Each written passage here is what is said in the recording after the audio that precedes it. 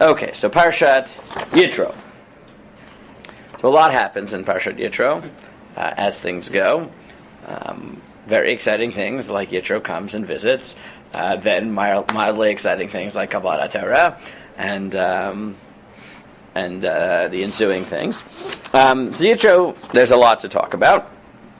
Let's maybe spend one day on Yitro coming. I think last year we didn't spend too much time on the Aseret Dibra. No, we didn't. Yeah, we did. Or maybe should we just go straight this? I think last year we said everyone knows the Aseret Dibra, so maybe we should just go to the Aseret Dibra. We can talk about Yisro. Okay, so we'll start with Yitro. Then tomorrow we'll do a few days on the Aseret Dibra. So Yitro comes. There's a lot of questions that have to be considered in the Yitro coming incident. So first of all, who did Yitro come with? What did he hear? Why is he coming? So let's just take up some of them quickly. So Vayishma Yitro Chohen Midyan Chotein Moshe Kol Asher Asa Elohim LeMoshe L'Yisrael Amo Ki Yotzi Adonai Et Yisrael MiMitzrayim. So Yitro, the Chohen Midyan, the priest of Midyan, the father-in-law of Moshe, heard everything that Hashem had done to the Jews, that he'd taken them out of Egypt. Vayikach Yitro Chotein Moshe Et Tziporei Shel Moshe Achar Shilucheha. So Yitro takes Tzipora, the wife of Moshe, after Shilucheha, whatever that means. We got to figure out what that means. That Shnei Vaneh and her two sons, Asher Shem Echad Gershom, Ki Amar Gerayiti Beretz Nochriya. Gershom, who was named for I am a stranger in a foreign land. V'Shem Echad Eliezer, Ki Elohei Avi Be'ezri V'Atzilenu Mecheref Paro. And Eliezer, because God has helped me and saved me from Paro. Vayavo Yitro Chotein Moshe Uvanav V'Ishto El Moshe ve'el Midbar hu choneh sham Elohim. And now Yitro comes, Uvanav v'ishto El Moshe. So let's just even stop there. How many things do we have to explain just in those psukim? So let me throw some out. Who are Uvanav v'ishto? Vanav v'ishto shel who? Oh. So good. Most Mefarshim assume that it's Moshe. What's the problem with assuming that it's Moshe's? The Pasuk already said that. Thank you. The Torah already said that Tzipora and the children came. So therefore, what is the other possibility, which is the position of the Zohar? Yitro's family. That Yitro bought Tzipora, Gershom, Eliezer, and his wife, and his children. No. Now, why does this matter? So the Zohar takes the position that is, and others, Ben Chablula, takes the position that he's taking his family because fundamentally this story is about Yitro coming to convert, join the Jewish people, something like that, and therefore the focus here is not, he's also coming with Tzipora, and he's also coming with Moshe's family, but the primary reason he's coming is because he wants to come to join the Jewish people, and that is the story. And then he left. Yeah. Why did he leave after? Good. This will just add questions to it, and you have to figure out what exactly happened, and then part of it is, does he come back, and is Chovav that we meet in Bamidbar, is that Yitro's kids? How do Yitro's kids get there? Perhaps Yitro left, but left his children, according to this, right? If you think Chovav is his son, right? Meaning, each of these has ramifications. But, again, what we're going to do today is maybe just throw out some of these. So that's like a little question, which is, who is he coming with? Moshe's family, or Moshe's family and his family, which relates to the question of why is he coming? Is he coming for his own inspiration, and therefore it makes sense that he's coming with his family, he's coming with his children? Why else might he be here? I guess maybe to migrate with the Jews and. I mean, these are all related. Those are all related. Moshe's family. Correct. Meaning if you think that Ishto Vanavi Ishto is the children and wife of Moshe, so maybe you'd say, why is this repeated twice? That's important. Because that's the point of this whole story. The only reason he's here to begin with is to bring back Moshe's family, not primarily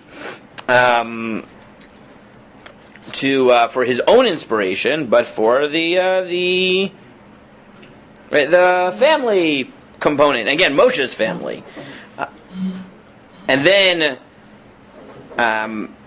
And this is, so like that position is the Sforno, or the Sforno just says that's what, or Bechor Shor, I'll just give you, he says, now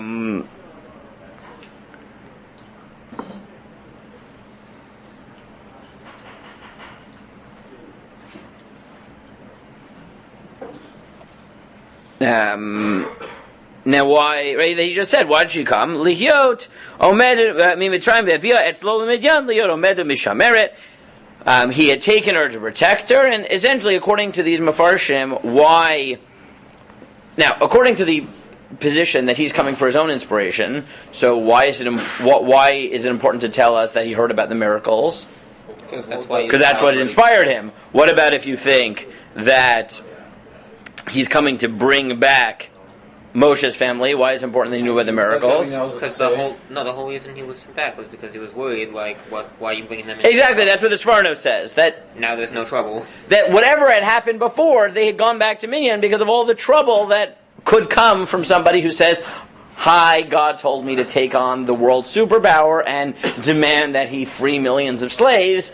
Do you mind if I take your daughter and your grandchildren with me on this dangerous mission? And Yitro says, do me a favor, bad idea. Or Moshe says, you know what, come back. And then Yitro hears, okay, the miracle happened, everything is saved, everything is great, now it's time to bring back the family.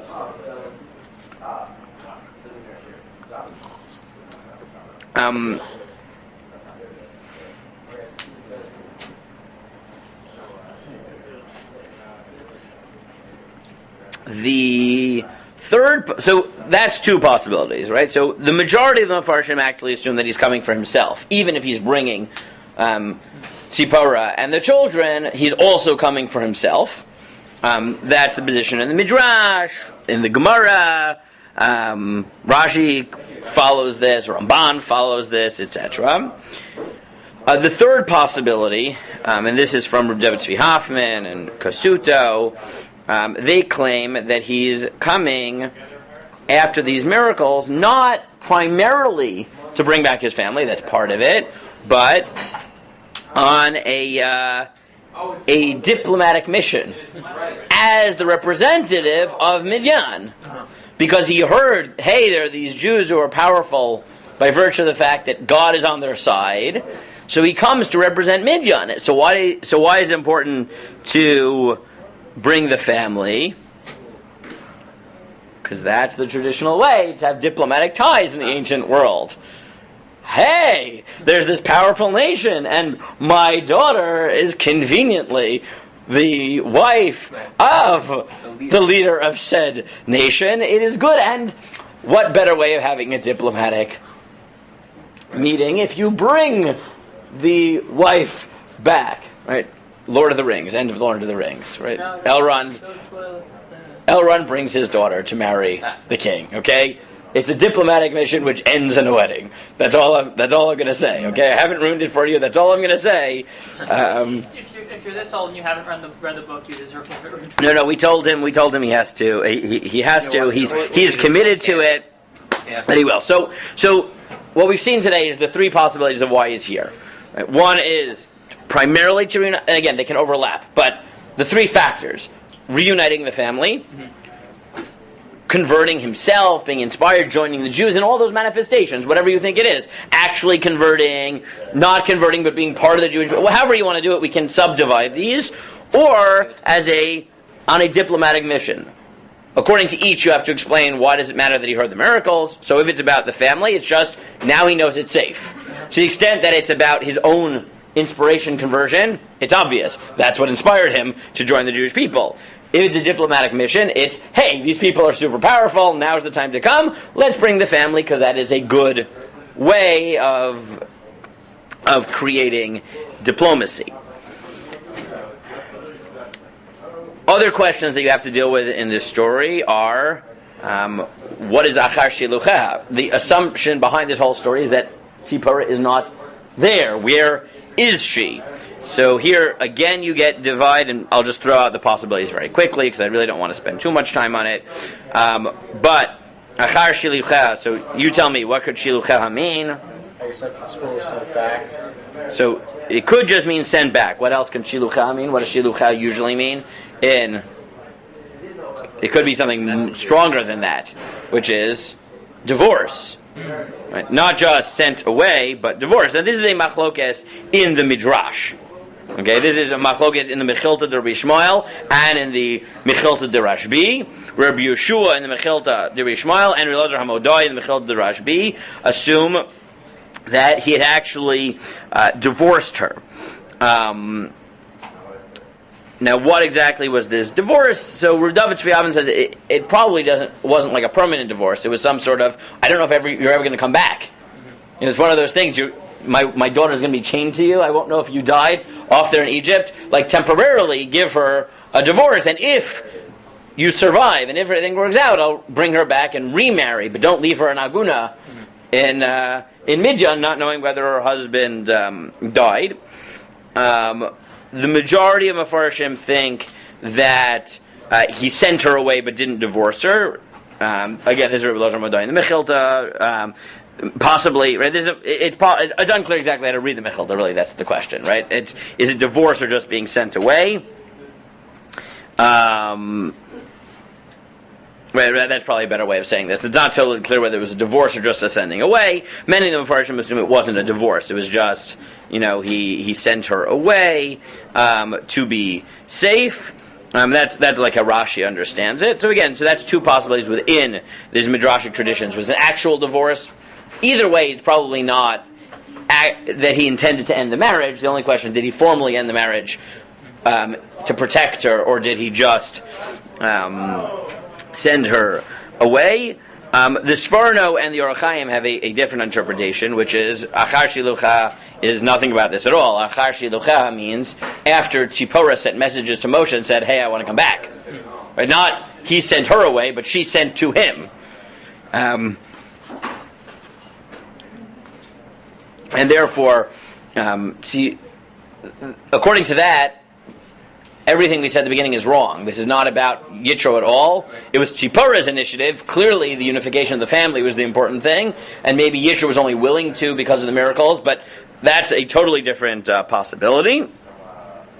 There is one more possibility the Rashbam says, which is that Shilucha means that he sent a dowry, that he brought her along with a dowry, and that this is part of some sort of reunification process, including dowry and marriage and stuff like that. Okay, like I said, there are many other possibilities, but these are just sort of sketching out some of the main directions in the Yitro story, each of which develops its own narrative arc, depending on what you think was happening here. But because last year I think we dafka spent time not on the Aseret Dibrot, because I was like, oh, you all know the Aseret Dibrot, I would like to spend at least a few days on Aseret Dibrot. So today I just mapped out arcs of the Yitro story, and then the next 3 days, at least the 2 days that I give, and maybe even the third day, we'll do Aseret Dibrot. I assume if I tell Ray Wasserman, please speak of the Aseret Dibrot, he will be amenable. It's usually an easy